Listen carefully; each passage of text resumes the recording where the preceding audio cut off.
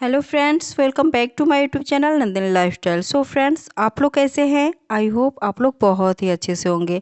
आज हम puff slips की कटिंग करेंगे, तो चलिए फिर अपना कटिंग स्टार्ट करते हैं। तो फ्रेंड्स, यहाँ पे कपड़े का मेजरमेंट देख लेते हैं। आपको जितना भी लंबाई रखना है इस स्लिप्स में आप रख सकते हो। हमने यहाँ पे रखना है 10 प्लस हाफ इंच, जो 1 इंच हमारा एक्स्ट्रा सीम अलाउंस का रहेगा, और पूरा रेडी लेंथ रहेगा 9 प्लस हाफ इंच। तो यहाँ पे पहले लाइनिंग पे हमने कटिंग करना है। तो इस तरीके से हमने लाइनिंग को 4 फोल्ड करके और फिर इक्वल कर लेना है फ्रेंड्स, और फिर हमने मार्किंग करना है। तो यहाँ पे जो स्लिप्स की लंबाई रहेगी 9 प्लस हाफ इंच, उसमें हमने 1 इंच का एक्स्ट्रा रखना है सीम अलाउंस का, जो हमारा शोल्डर जॉइंट करने में ज़्यादा है हाफ इंच, और हाफ इंच आगे की साइड।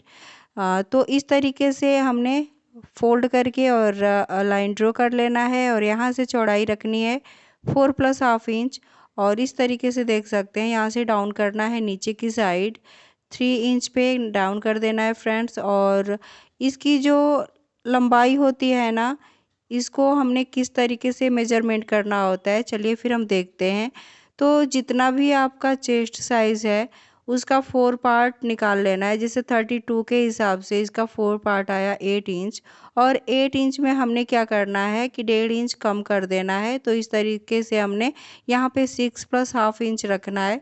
तो इस तरीके से किसी भी साइज़ का आप मेजरमेंट निकाल सकते हो। यहाँ से हमने रखना है 2.5 इंच, और 2.5 इंच से इस तरीके से हमने गोलाई मार्क कर देना है।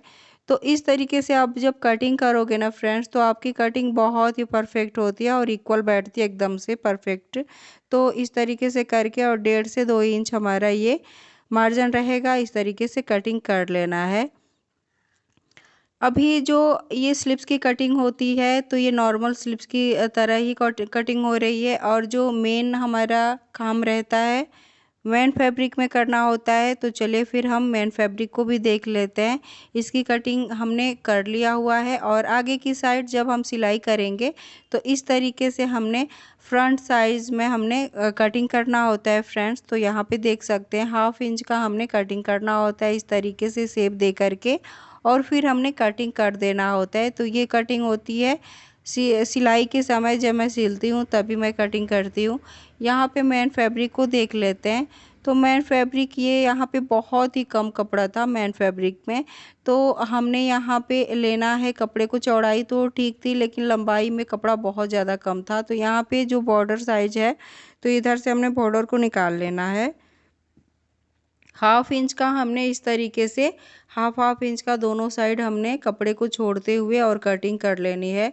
ये हाफ इंच हमारा सीम अलाउंस में जाएगा। तो इस तरीके से जितना भी आपका लेंथ है उतना यहाँ पे रख लेना है। तो इस तरीके से देख सकते हैं, मैं इस तरीके से करके और फिर यहाँ पे कटिंग कर दूँगी। तो ये बॉर्डर निकाल करके अलग कर देना है, और जो बाकी फैब्रिक है उसी से हमने कटिंग करनी होती है। तो ये बहुत ही सिंपल स्लीव्स की कटिंग होती है, बहुत ही ज़्यादा सिंपल है, बस थोड़ा सा प्रैक्टिस करने की ज़रूरत होती है फ्रेंड्स। तो इस तरीके से कटिंग करके और हमने बॉर्डर को निकाल लेना होता है। अब जो बाकी बचा कपड़ा है इसको क्या करना है कि 2 लेयर में कर देना है इस तरीके से, और फिर हमने इसकी कटिंग करनी है फ्रेंड्स।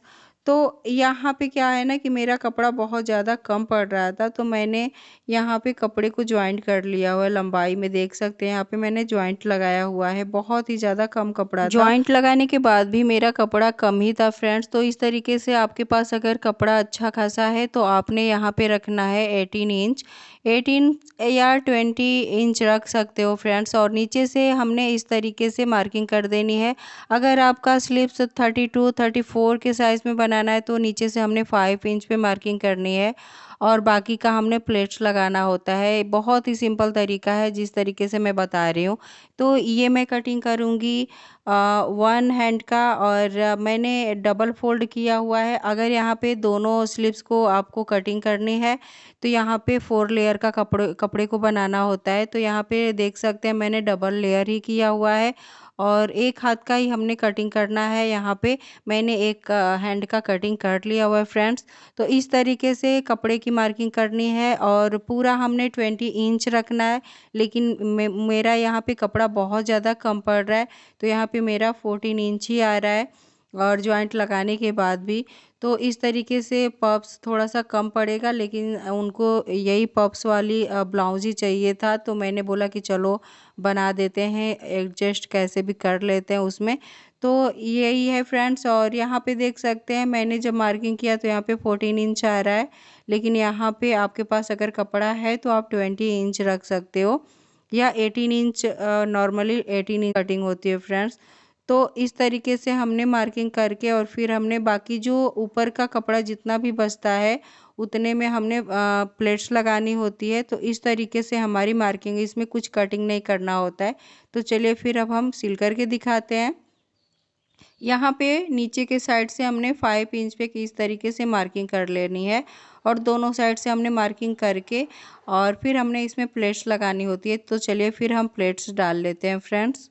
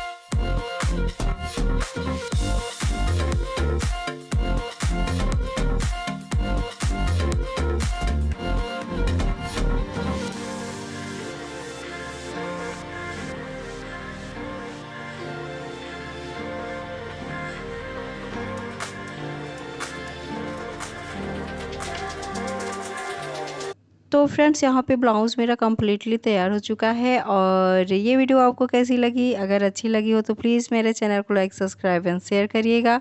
नेक्स्ट वीडियो मिलते हैं नए क्रिएटिविटी के साथ, तब तक के लिए धन्यवाद।